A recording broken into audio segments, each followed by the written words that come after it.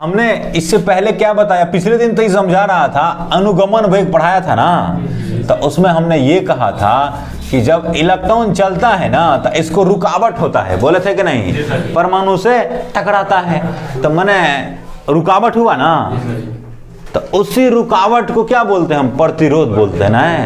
तो अभी अब हम प्रतिरोध को डिफाइन कर रहे हैं ना। प्रतिरोध इंग्लिश में होता है रेसिस्टेंस। अभी तक हमने मैथमेटिकली देखा उसको, अब हम इसको डिफाइन करते हैं।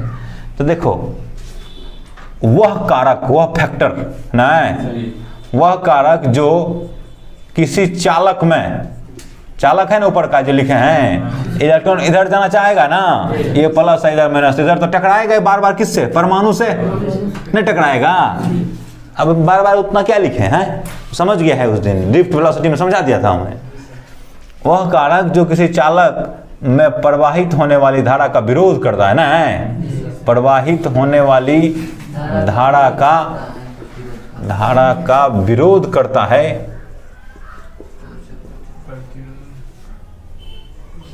है, उसे प्रतिरोध कहा जाता है ना। क्या कहा जाता है, प्रतिरोध कहा जाता है।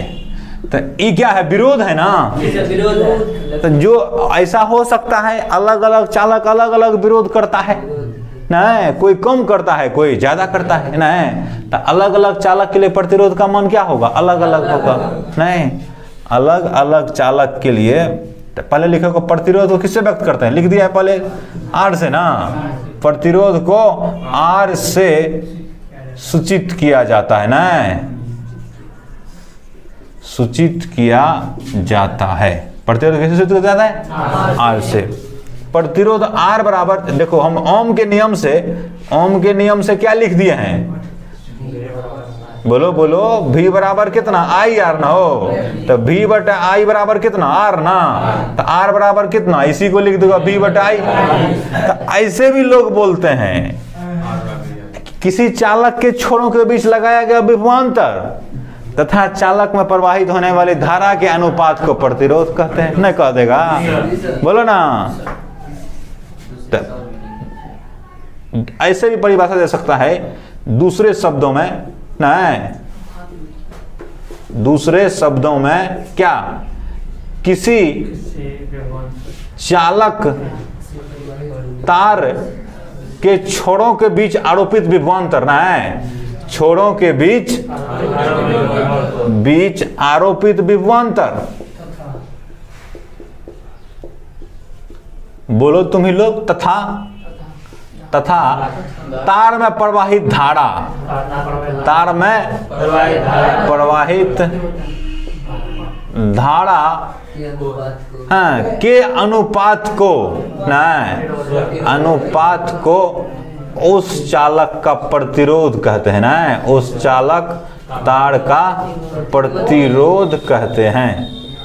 कोई समस्या, प्रतिरोध कहते हैं, ठीक है। यहां एक बार ध्यान दो, तो ये बदलने वाला है कि नियत है, नियत है। देखो V और I का जो ग्राफ खींचेगा ना तो सरल रेखा होगा, अभी हमने बताया ना। तो V और I का जो ग्राफ खींचेगा, जैसे ये I है, ये कितना है, V है, इसका ग्राफ ऐसा होगा। तो इसका जो ढाल है थीटा, तो ये कोण जो 30 डिग्री हो गया था, जैसे मान के चलो हमने यहां हम मार्क कर देते हैं कुछ, यहां हम कर दिया 1 एम्पेयर, यहां कर दिया 1 वोल्ट, ठीक है ना, यहां कर दिया 2 एम्पेयर 2 वोल्ट, यहां कर दिया कितना, 2 एम्पेयर। ऐसा तुम लोग 10वां किताब में चित्र बना हुआ दिखा होगा। 3 वोल्ट यहां कर दिया क्या, 3 एम्पेयर। देखो तो थीटा तो इसका सेम रहा, तो वी आई ग्राफ में जो ढाल होता है m बराबर कितना, tan थीटा। अब बराबर कितना होगा, v बटा आई होगा। अब बराबर कितना है, तो थीटा अगर फिक्स हो गया तो माने टेन थीटा का मान तो फिक्स हो गया। और टेन थीटा किसके बदले, बोलो आर के बदले। इसका मतलब आर इसमें क्या हो गया, कांस्टेंट हो गया। नहीं तो जो भी तार या जो भी चालक ओम के नियम का पालन करेगा ना, उसके लिए VI ग्राफ का ढाल जो है ना फिक्स हो जाएगा। नहीं तो तब उसका प्रतिरोध क्या हो जाएगा, पूरा के लिए सेम हो जाएगा ना। कभी कभी ऐसा होता है, अच्छा मान के चलो ये I है, ये क्या है, V है, ऐसा ग्राफ निकल गया, ऐसा सरल रेखा नहीं हुआ मैंने प्रतिरोध अलग अलग हो गया है। ओम के नियम से तो बोला था कि जे ढाल सीधा सरल रेखा होना चाहिए। तो इसका मतलब जो ये है ना, इसको कहते हैं ओमीय चालक है। क्या है, ओमीय चालक, ओम के नियम का पालन करने वाला चालक, ओमिक कंडक्टर है। ये क्या है, नॉन ओमिक कंडक्टर है, अनोमीय चालक है, माने ओम के नियम का पालन नहीं करने वाला। आगे हम परिभाषा फॉर्मली इसको डिफाइन करेंगे, लेकिन अभी तत्काल समझ लो कि इसमें ये क्या होता है, कांस्टेंट। अब ढाल का मतलब टेन थीटा। हम थोड़ा मैथ से जोड़ना चाहते हैं इसको।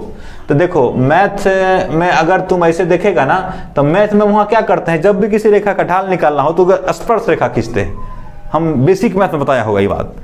स्पर्श रेखा खींचो, तो स्पर्श रेखा इस पे खींचेगा, यहाँ का स्पर्श रेखा, यहाँ का स्पर्श रेखा, यहाँ का स्पर्श रेखा, सब सेम ना होगा, बोलो।